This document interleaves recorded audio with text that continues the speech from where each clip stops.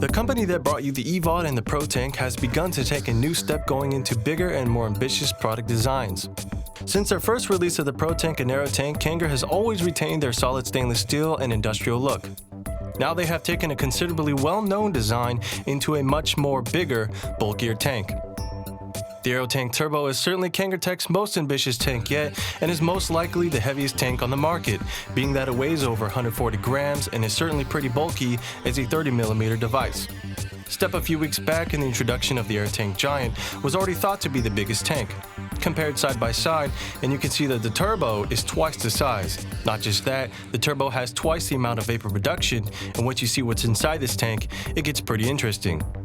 Disassemble the base of the tank and you'll see two bottom dual coil heads, where in the Giant and for the rest of their tanks, there's just only one. Kangertech has decided to take in the logic that two is better than one.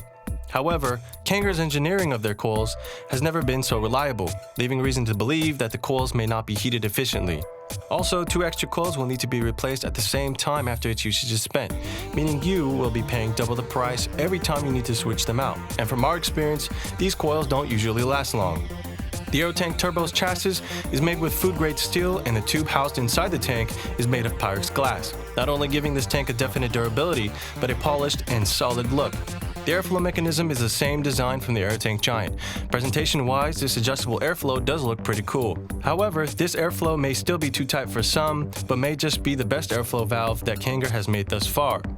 The tank does have a 510 connection on the bottom that will fit any mod on the market, and also a 510 drip tip. The tank itself has four small oval-shaped windows, obviously designed for appearance, making it less convenient to see the capacity of liquid left. You have your bottom base where the coils lie and a fixed rotating ring. The tank's capacity is said to be able to hold 6 milliliters. Granted that previous tanks from Kanger, filling the tank has never been so efficient. A constant issue that we've been seeing from Kanger tanks is that when you fill up the tank between the stem and the base, and then reassemble the tank, it still seems to be a third of the way full. This has to do with the issue that the bottom-fed coil heads in these tanks need a deeper deck for the liquid to flow down into the wick and coil. If Kanger doesn't revise the way they design their coil heads, or design a new coil head altogether, this problem will continue to be a pet peeve to many vapors, including us.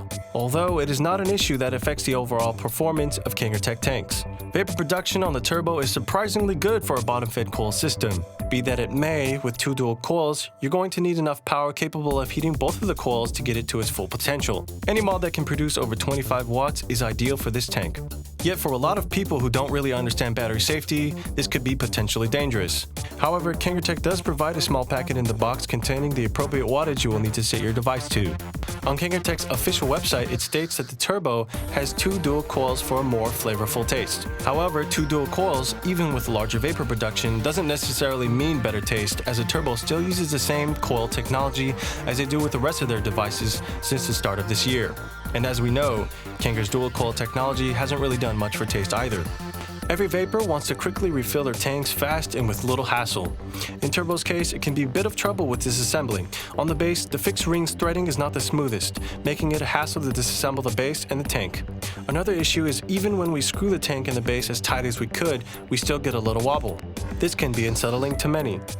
The Aerotank Turbo does present itself well in a number of ways. With some unusual design aspects, it looks pretty intimidating, but nevertheless solid.